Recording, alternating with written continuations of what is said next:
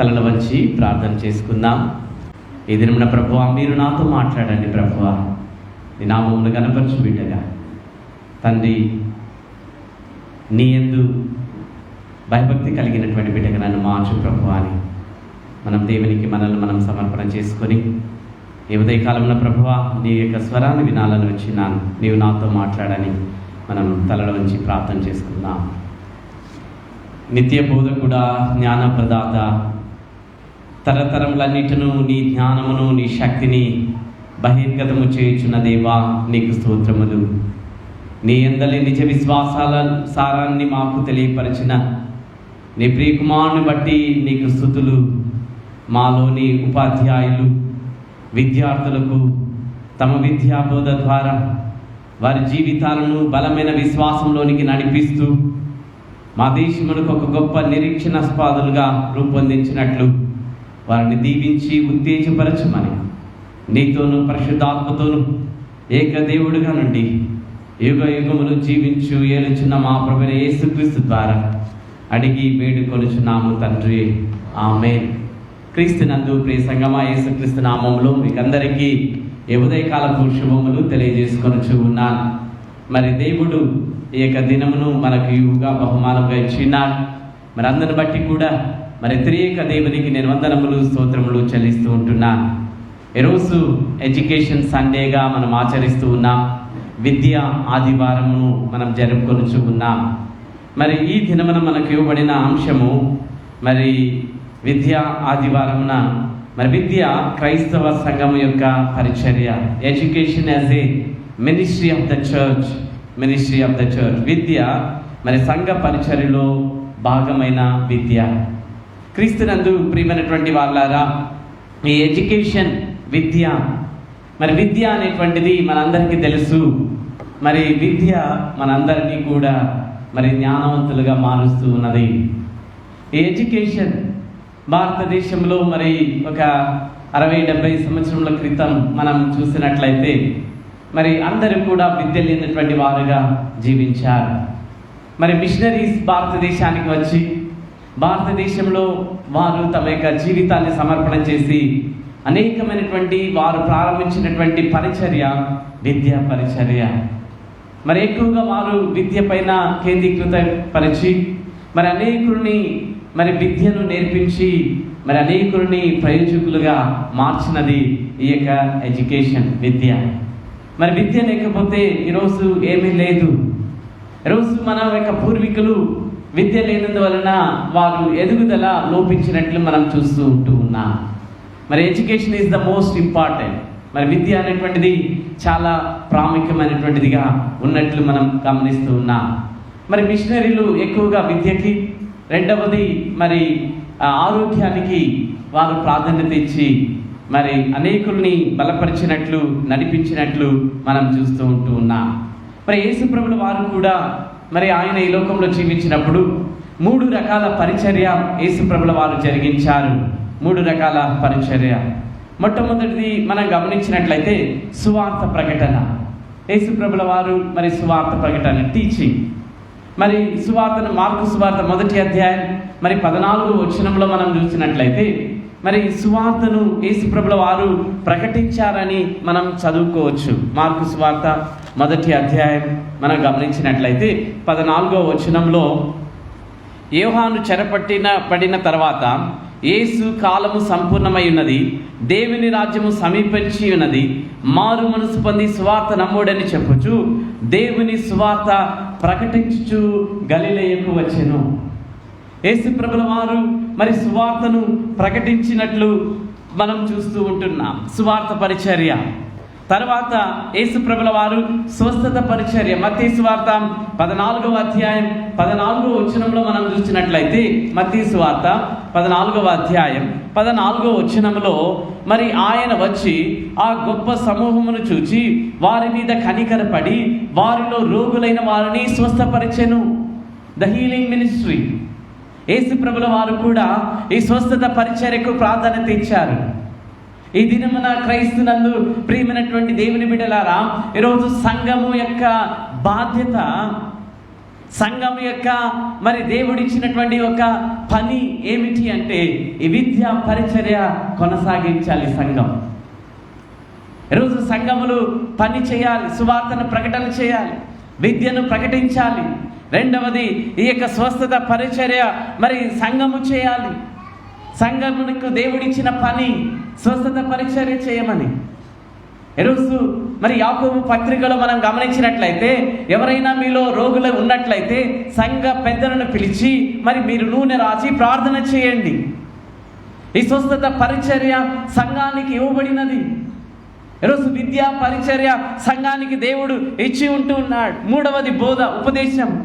Mark సువార్త 1వ అధ్యాయం 21వ వచనములో మనం గమనించినట్లయితే, మార్కు సువార్త 1వ అధ్యాయంలోనే 21వ వచనంలో మనం గమనించినట్లయితే ఇక్కడ అంతటా వారు కపెర్నహూములోనికి వెళ్ళిరి. వెంటనే ఆయన విశ్రాంతి దినమైన సమాజ మందిరంలోనికి పోయి బోధిస్తూ ఉన్నాడు యేసుప్రభుల వారు. సంఘములోనికి వెళ్ళి మరి బోధ, ఉపదేశం, టు ఎడ్యుకేట్. నేడు సంఘములలో ఈ విద్య జరగవలసి ఉన్నది. ఈ విద్యను దేవుడు మనకి ఇచ్చి ఉంటున్నాడు. సంఘములలోనే మరి ఎక్కువగా ప్రాధాన్యత. ఈరోజు మెయిన్ లైన్ చర్చెస్ దాదాపు మనం ఎక్కువ సమయం మరి బోధకు మనం ఇవ్వం.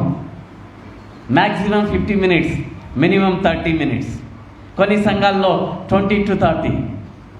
మరి కొన్ని సంఘాల్లో మనం చూసినట్లయితే మరి హవర్స్ టు హవర్స్.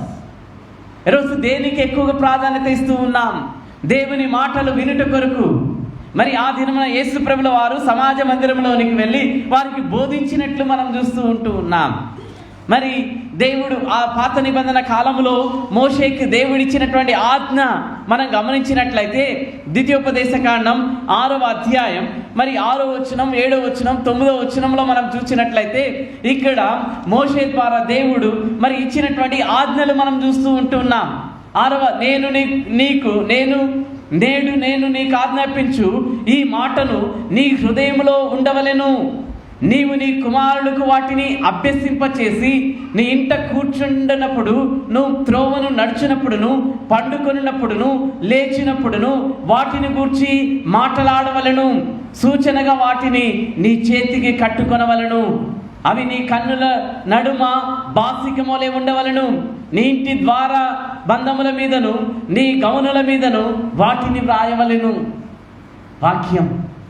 వాక్యము రాయబడాలి. మనము నడిచినప్పుడు, పడుకున్నప్పుడు, కూర్చున్నప్పుడు, ఇంటిలో ఉంటున్నప్పుడు మరి దేవుడు చెప్తూ ఉన్నాడు, మోషేకి చెప్తూ ఉన్నాడు, మరి నీకు ఆజ్ఞాపించి ఈ మాటను నీ హృదయంలో ఉండవలెను. వాక్యము హృదయాలలో ఉండాలి. దేవుని మాటలు మన హృదయాలలో ఉండాలి. మనం నడిచేటప్పుడు, వెళ్ళినప్పుడు, వచ్చినప్పుడు దేవుని మాటలు మనం ధ్యానించాలి. ఈరోజు ఎంతమంది దేవుని మాటకు ప్రాధాన్యత మనం ఇస్తూ ఉంటున్నాం? అభ్యసింప చేయవలను బై హార్ట్. ఎంతమంది ప్రియ తల్లిదండ్రులని ఒక ప్రశ్న అడుగుచూ ఉన్నా, ఎంతమంది మీ పిల్లలకి సండే అయితే అట్లీస్ట్ 2 words మెమరీ వర్డ్స్ చెప్పాలని చెప్తూ ఉన్నారు? పాతకాలంలో ఒక అధ్యాయం చెప్పాలి. మరి హాస్టల్స్లో తప్పకుండా ఆదివారం మరి ఒక చాప్టర్ బై హార్ట్ చేసి చెప్తేనే భోజనం పెడతారు. చాలామంది తల్లిదండ్రులు పాత నిబంధన కాలంలో పెద్దలను అడిగితే చెప్తారు, మా తల్లి మాకు అన్నం పెట్టేది కాదు, చెప్పాలి, వాక్యం చెప్పాలి. ఈరోజు ఎంతమంది తల్లిదండ్రులు పిల్లలకి వాక్యాన్ని మనం నేర్పిస్తూ ఉన్నాం? వాక్యాన్ని చదవమని చెప్తున్నాం, బై హార్ట్ చేయమంటూ ఉన్నాం, అభ్యసింప చేయమని చెప్తూ ఉన్నాం. చెప్పండి దయచేసి, వాక్యాలు మెమరైజ్ చేయమని చెప్పండి. మరి సండే స్కూల్లో మరి ఇంటికి వచ్చిన తర్వాత తల్లిదండ్రులు పిల్లల్ని అడగాలి, ఈరోజు సండే స్కూల్ ఏం చెప్పారు, ఏం నేర్చుకున్నాం? ఎంతమంది అడుగుతూ ఉన్నారు? స్కూల్ నుంచి వచ్చిన వెంటనే అడుగుతారు, ఈరోజు స్కూల్లో ఏం చెప్పారు, ఏం చదివాం, ఏం రాస్తాం? ఎంతమంది ద క్రిస్టియన్ ఎడ్యుకేషన్ మన పిల్లలకి ఇస్తూ ఉన్నాం? పిల్లలకి మనం దేవుని వాక్యాలు మనం నేర్పించాలి. వాక్యంలో వారిని నడిపించాలి. ఇంటిలో తల్లిదండ్రులు దేవుని మాటలు వారికి నేర్పించాలి.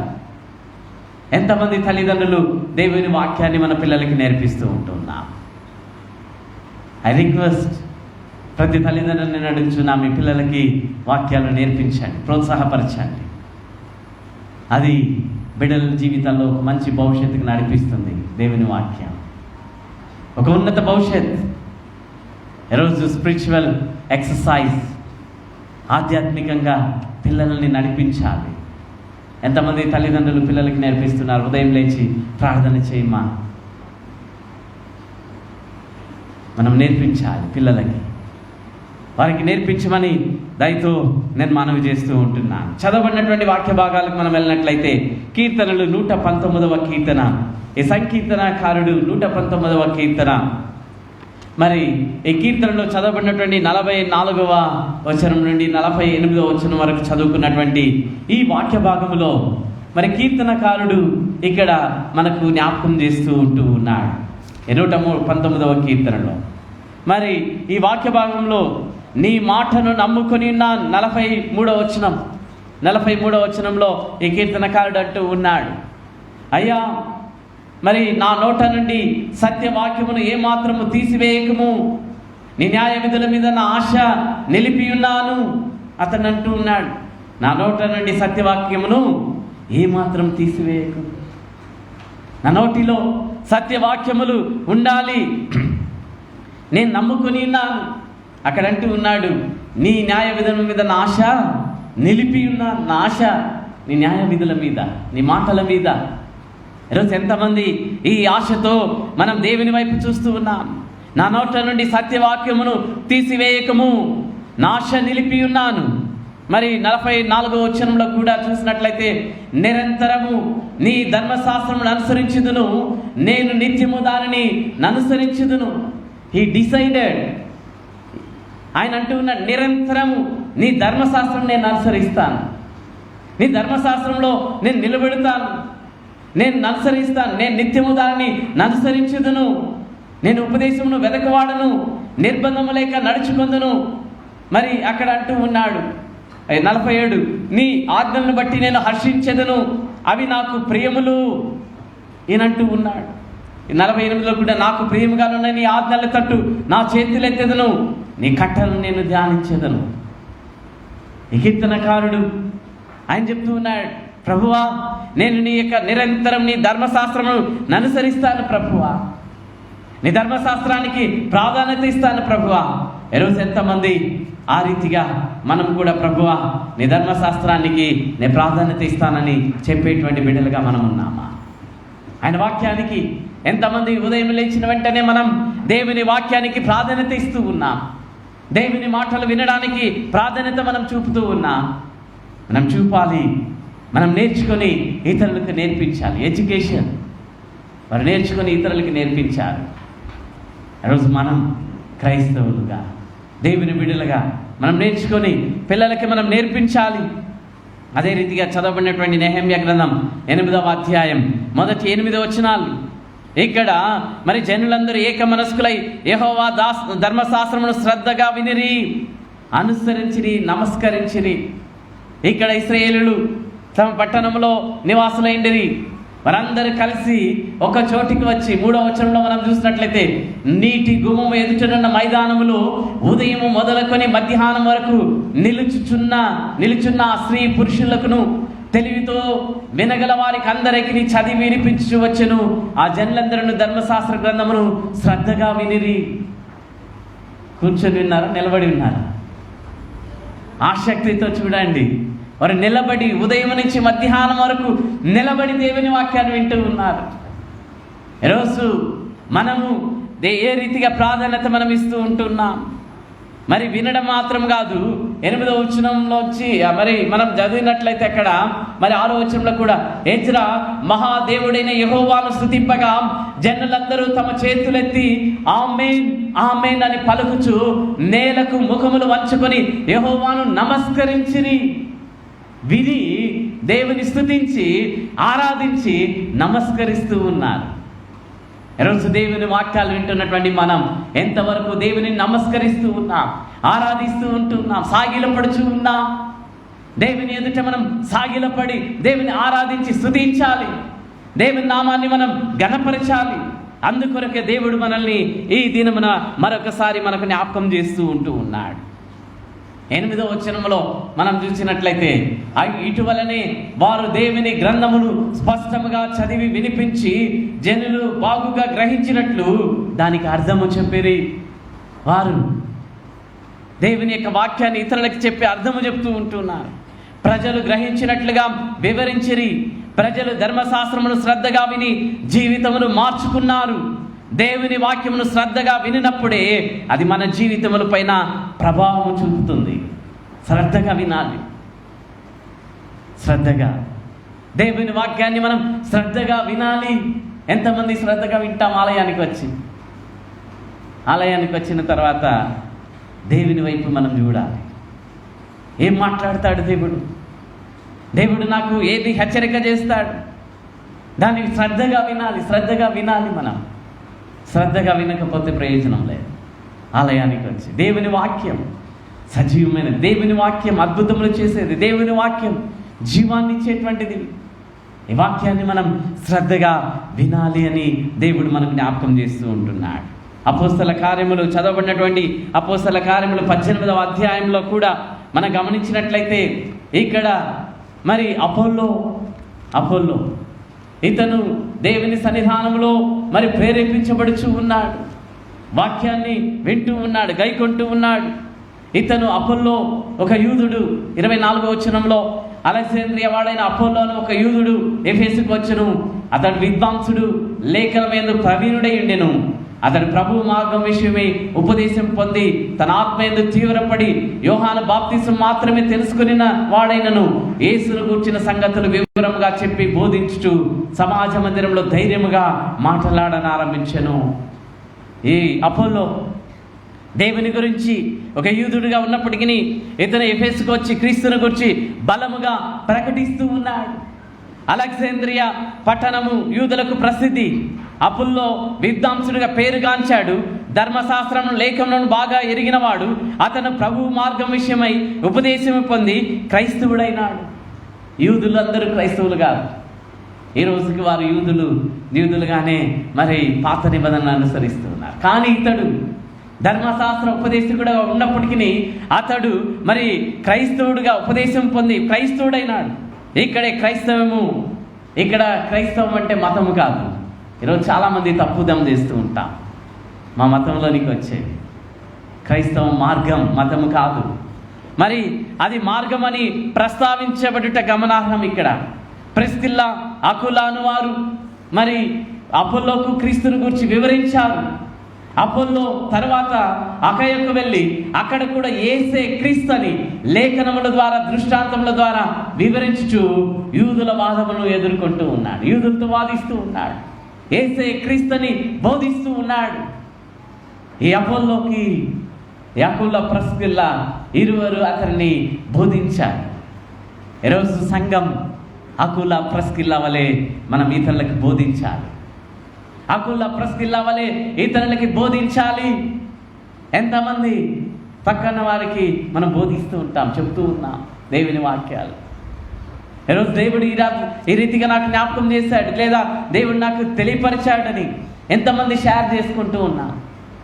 ఇతరులకి మనం బోధించి ఇతరులని బలపరచాలి, ఇతరులను నడిపించాలి. అకులా ప్రిస్కిల్లా యొక్క పని సంఘం యొక్క పని. అకులా ప్రిస్కిల్లా యొక్క పని సంఘం యొక్క పని. ఇతరులని నడిపించాలి, ఇతరులను బలపరచాలి. క్రీస్తులోనికి మనం నడిపించేటువంటి బిడ్డలుగా మనం ఉండాలి. అపోల్లో ఒక గొప్ప సాక్షిగా మార్చబడడానికి కారణం మరి ఆదిమ సంఘంలో ఉన్నటువంటి అకులా ప్రిస్కిల్లా. ఈరోజు నేను ఆ రీతిగా ఇతరుల్ని బలపరిచేటువంటి బిడ్డలుగా మనం ఉండాలన్నది దేవుని యొక్క ఇష్టమై ఉన్నది, దేవుని యొక్క ఉద్దేశమై ఉన్నది, దేవుని యొక్క చిత్తమై ఉన్నది. ఈరోజు ఇతరుల్ని మనం బలపరచాలి. చివరిదిగా చదవబడినటువంటి మత్తయి సువార్త 5వ అధ్యాయంలో Jesus as a teacher, guru. Jesus as a guru. యేసు ప్రభుల వారు ఇక్కడ గురువుగా పిలువబడుచున్నారు. కొండ మీద ప్రసంగం ఆయన వారికి బోధిస్తూ ఉన్నాడు. 5వ అధ్యాయం, 6వ అధ్యాయం, 7వ అధ్యాయం, 3 అధ్యాయాలు కూడా కొండ మీద ప్రసంగంలోని భాగాలే. ఆయన వారికి మరి బోధిస్తూ ఉంటూ ఉన్నాడు. ఈ అధ్యాయంలో యేసు ప్రభుల వారు యాజ్ ఏ మోడల్ టీచర్, ఒక మోడల్ టీచర్గా యేసు ప్రభుల వారు అక్కడ ఉన్నట్లు మనం చూస్తున్నాం. ఈ యొక్క టీచర్కి ఉన్నటువంటి క్వాలిటీస్ ఏమిటి, ఉపాధ్యాయునికి ఉన్నటువంటి క్వాలిటీస్ ఏమిటి అంటే ఏ కంపాషనేట్ టీచర్. ఇతను కనికరం కలిగినటువంటి, జాలి కలిగినటువంటి ఒక ఉపాధ్యాయుడు. ఈరోజు ఉపాధ్యాయులారా, ఈరోజు యేసయ్య మీకు ఒక రోల్ మోడల్, ఒక బెస్ట్ టీచర్. ఆయన కంపాషనేట్ టీచర్. మరి రెండవది ఏ కన్ఫర్మేషనల్ టీచర్. లూకాసు వార్త 6వ అధ్యాయం 20-25లో మనం గమనించినట్లయితే ఆయన కనికరపడుచున్నారు, కన్ఫర్మేషనల్. మరి ఇతరుల్ని మరి ఆదరించుతూ ఉన్నాడు, నడిపిస్తూ ఉన్నాడు, బలపరుస్తూ ఉన్నాడు. మూడవది ఆయన క్రూసిఫైడ్ టీచర్, తన జీవితాన్ని, తన ప్రాణాన్ని అర్పించినటువంటి ఒక బోధకుడు, ఒక ఉపాధ్యాయుడుగా ఉంటూ ఉన్నాడు. The sacrificial teacher. ఈరోజు ఉపాధ్యాయులు ఆ రీతిగా మనం ఉండాలి. ఇతరుల కొరకు, పిల్లల కొరకు, పిల్లల భవిష్యత్ కొరకు మనము త్యాగముగా సాక్రిఫైస్ చేయాలి. ఈరోజు ఎంతమంది ఈ రీతిగా మనం జీవిస్తూ ఉంటున్నాం. Let the churches education ministry be with compassion, confrontation, మరి క్రాస్ బ్యారింగ్. ఈ 3 కార్యాలు ఈరోజు మనం చేయాలి. ఈ సిలువను ఎత్తుకోవాలి, ఇతరులను నడిపించాలి. ఈ మత్తయి సువార్త 5వ అధ్యాయంలో మరి ఆయన అనేక ధన్యతలు చెప్పాడు. ఏమిటి ధన్యతలు? మనకందరికీ తెలుసు. ఈ ధన్యతలు ఆత్మ విషయమై దీనులైన వారు ధన్యులు, వారు పరలోక రాజ్యం వారిది. పరలోక రాజ్యం ఎవరికి అంటే ఆత్మ విషయమై దీనులుగా ఉన్నటువంటి వారికి. ధనికులుగా, ఆత్మీయలో ధనికులుగా, దీనులు. ఈరోజు దీనత్వం. రెండవది దుఃఖపడేవారు ధన్యులు, వారు ఓదార్చబడే. సాత్వికులు ధన్యులు, వారు భూలోకమును స్వతంత్రించుకుంటారు. ద టీచర్స్ ఆత్మ విషయమే దీనులుగా ఉండాలి. పరలోక రాజ్యం మీ కొరకు. దుఃఖపడుచు ఉన్నారా? ధన్యులు, మీరు ఓదార్చబడతారు, యువర్ కంఫర్టెడ్. మూడవది మరి సాత్వికులు ధన్యులు, వారు భూలోకాన్ని స్వతంత్రించుకుంటారు. భూలోకం ఈరోజు మనం చెప్పచ్చు, ఈ యొక్క భూలోకాన్ని ధనికులు లేదా బలవంతులు లేదా ధైర్యవంతులు సంపాదించుకుంటారని. కానీ దేవుడు అలా చెప్పలేదు. మరి సాత్వికులు ధన్యులు, వారు భూలోకమును స్వతంత్రించుకొందరు. నీతి కొరకు ఆకలి దప్పులు గలవారు ధన్యులు, వారు తృప్తిపరచబడదురు. నీతి కొరకు, రైచియస్నెస్. ఈరోజు నీతి న్యాయం కొరకు ఆకలి దప్పులు గలవారు ధన్యులు. కనికరం గలవారు ధన్యులు, వారు కనికరం పొందుదురు. హృదయశుద్ధి గలవారు ధన్యులు, వారు దేవుని చూచెదరు. హృదయశుద్ధి, సమాధానపరచబడ్డవారు ధన్యులు, వారు దేవుని కుమారుడు, ద చిల్డ్రన్ ఆఫ్ గాడ్. ఈ సంఘం యొక్క మోటివేషన్, సంఘం యొక్క పని, ఈ ధన్యతలన్నీ కూడా మనం పాటించాలి. ఈరోజు పరమ ఉపాధ్యాయుడుగా ఉన్నటువంటి యేసు ప్రభువు వారు చెప్తున్నటువంటి మాట, ఈ యొక్క క్యారెక్టర్స్ ఈరోజు మనలో ఉండాలి, మన పిల్లలకు నేర్పించాలి. ఎంతమంది ధన్యతలు పిల్లలకు నేర్పిస్తూ ఉన్నారు. ఈరోజే పిల్లలకు నేర్పిస్తాం, మనము పాటిస్తాం, ఇతరులని నడిపిస్తాం. ఒక బెస్ట్ టీచర్స్గా సంఘం యొక్క పని మనం బోధించాలి, ఇతరులను నడిపించాలి. To educate, the education as a ministry of the church. విద్య మనం ఇవ్వాలి, అనేకుల్ని మనం చదివించాలి, చదువు వారికి మనం ప్రోత్సాహపరచాలి. సంఘం మరి ఆదిమ సంఘం చేసిన పని, మిషనరీస్ చేసిన పని ఎవరో తెలీదు. స్టూడెంట్స్ ఇక్కడ వారు even Sunday school teachers pocket money save చేసి భారతదేశంలో ఉన్న పిల్లలకి వారు స్పాన్సర్స్ చేశారు. ఈరోజు చాలామంది ఆ కాలంలో చదువుకున్నారు హాస్టల్స్లో. అంటే the churches, the education ministry. ఈరోజు మనకు దేవుడు ఆ బాధ్యతనిచ్చి ఉన్నాడు. ఇతరులు, నీ ఇంటి ముందు ఉన్నవారు లేదా పేదవారు, యూ కెన్ హెల్ప్ దెమ్. అని చదివించండి, వారికి సహాయం చేద్దాం. సంఘం యొక్క పని ఇతరుల్ని మంచి మార్గంలో నడిపించేటువంటి పని. ఈరోజు చాలా వరకు మనం దానికి ప్రాధాన్యత ఇవ్వడం లేదు. The hospital ministry. ఈరోజు భారతదేశం పలు రీతిలుగా అభివృద్ధి పొందినప్పటికీ కూడా ఈరోజు చాలామంది నిరుపేదలు ఉన్నారు. What is the response? మన యొక్క రెస్పాన్స్ ఏమిటి? వారి కొరకు మనం ప్రార్థన చేస్తున్నామా? తల్లిదండ్రులు లేని పిల్లల కొరకు, చదువుకోలేనటువంటి పరిస్థితిలో ఉన్న పిల్లల కొరకు, మరి సరైన వైద్యము అందక పోచున్నటువంటి వారి కొరకు రోజు క్రైస్తవ సంఘం ఏం చేస్తూ ఉన్నా? రోజు మనం గమనించినట్లయితే అనేక సంస్థలు, సిసిఎఫ్, వరల్డ్ విజన్, కేఎన్హెచ్, కాసా, ఈరోజు అనేక సంస్థలు మూయబడ్డాయి. ఈరోజు దేవుడిని ముందు పెట్టి ఉన్నాడు, వాటన్నిటిని కూడా నడిపించాలి, ప్రోత్సాహపరచాలి. ఈరోజు క్లోజ్ ద డోర్స్ అన్నీ వేయబడ్డాయి. ఈరోజు సంఘం ఏం చేస్తూ ఉన్నా? ఈరోజు స్కూల్స్, చిత్తూరులో ఒక క్రైస్తవ పాఠశాల లేదు. What is our response? ఏం చేస్తున్నాం మనం క్రైస్తవులుగా, దేవుని బిడ్డలుగా? రోజు మనం ప్రార్థన చేయాలి. What is the Christian education? రోజు సంఘము మనం ఇవ్వాలి. సండే స్కూల్స్, వివిధ రకాలుగా పిల్లల్ని మనం క్రైస్తవ విద్యను మనం నేర్పించాలి. క్రమశిక్షణ, నీతి, న్యాయంలో పిల్లల్ని మనం నడిపించాలి. రోజు మనం ఇవ్వకపోతే రేపు సంఘము ఉండదు. రోజు మనం పిల్లలకి క్రైస్తవ విద్యను మనం నేర్పించకపోతే క్రైస్తవాన్ని మనం చూడలేం. రోజు దేవుడు మన చేతిలో పెట్టి ఉన్నాడు. రోజు అన్ని హాస్టల్స్ క్లోజ్డ్, అన్నీ క్లోజ్డ్. రోజు క్రైస్తవంగా, రోజు మనం సంఘముగా రోజు ఏదైనా మనం చేయాలి. దేవుని యొక్క పని కొనసాగించాలి. ఉపాధ్యాయులుగా పిల్లల్ని క్రైస్తవ భక్తిలో, విశ్వాసంలో మనం బలపరచాలి.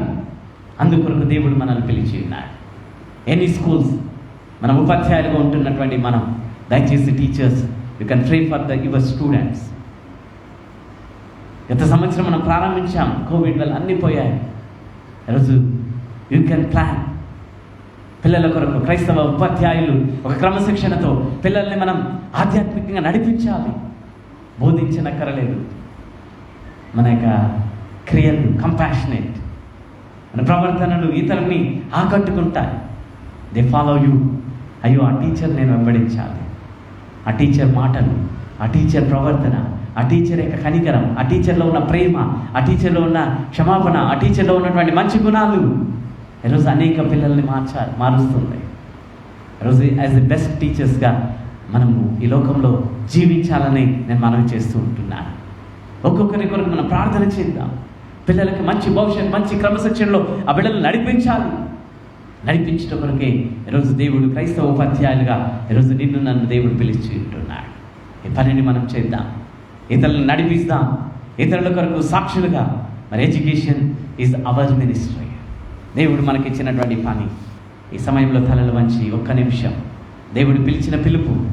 ఈరోజు యేసయ్య, నన్ను ఇతరుల కొరకు, నా పిల్లల కొరకు నేను బోధించే బిడ్డగా ఉండాలి. తల్లిదండ్రులు first teachers, every father and mother. ప్రతి కుటుంబంలో యు ఆర్ ఏ టీచర్.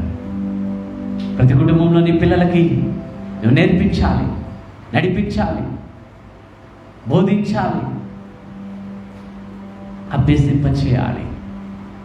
యేసయ్య, నా పిల్లలకి నేను నేర్పించేది ఒక తల్లిదండ్రిగా మాత్రం కాదు, ఒక టీచర్గా నేను ఉండడానికి నాకు సహాయం చేయ ప్రభువా. ఒక సంఘముగా ఈరోజు పరిచర్యను నాకు ఇచ్చావు. ఇతరులను నడిపించాలి, ఇతరుల కొరకు ఇతరులను నడిపించే బిడ్డగా ఈరోజు నేనేం చేస్తున్నాను ప్రభువా, నాకు సహాయం చేయండి. ఇతరులను నేను బలపరిచే బిడ్డగా నన్ను మార్చండి. ఇతరులకు సహాయం చేసే బిడ్డగా నన్ను మార్చండి. ఒక మంచి ఉపాధ్యాయునిగా నన్ను మార్చండి. ఒక మంచి తల్లిదండ్రులుగా మాత్రం కాదు, బిడ్డల్ని ఆత్మీయంగా నడిపించేటువంటి ఆత్మీయ తల్లిదండ్రులుగా, బోధించే తల్లిదండ్రులుగా నన్ను మార్చు ప్రభువా అని సమర్పణ చేసుకున్నాను. పరిశుద్ధ ప్రభువా, పరలోకపు తండ్రి, విద్యా పరిచర్య మాకు ఇచ్చావు ప్రభువా, నీకు వందనాలు, స్తోత్రాలు తండ్రి. ఆ దినమున నెహెమ్యా ప్రభువా సంఘానికి బోధించినప్పుడు సంఘమంతా, ఇశ్రాయేలులంతా కూడా సాగిలపడి నిన్ను ఆరాధించారు. యేసయ్య, నీ వాక్యాన్ని శ్రద్ధగా విన్నారు ప్రభువా. యేసయ్య, మేము కూడా శ్రద్ధగా వినేటువంటి బిడ్డలుగా మమ్మల్ని మార్చండి ప్రభువా. నీ మాటలు శ్రద్ధగా విని దాని ప్రకారం జీవించడం మాకు సహాయం చేయండి ప్రభా అపోలోని ప్రభువా తండ్రి అకుల ప్రిస్కిల్లా తండ్రి వారు బోధించి ఒక మంచి అపోలో బోధకుడుగా అనేకులకి ఉపదేశాన్ని అందించే బిడ్డగా మార్చారు ప్రభువా. ఆ రీతిగా అకుల ప్రిస్కిల్లా వలె ఇక్కడున్న బిడ్డలందరినీ లేవనెత్తండి ప్రభువా. తండ్రి you are the best teacher. దేవా మీరు కనికరపడి జాలిపడి ఇతరులను నడిపించినట్లు మేము కూడా నా ప్రభువా ఒక రోల్ మోడల్గా ప్రభా నిన్ను తీసుకొని ఈ లోకంలో జీవించుటకు మా అందరికీ మీరు కృపను అనుగ్రహించండి, మీరు ఆశీర్వదించండి, మీరు దీవించండి. మీరే మహిమ ఘనత ప్రభావం మీరు పొందుకుంటారు. యేసు పరిశుద్ధ నామమున అడిగి వేడుకొనుచున్నాము తండ్రి. ఆమేన్.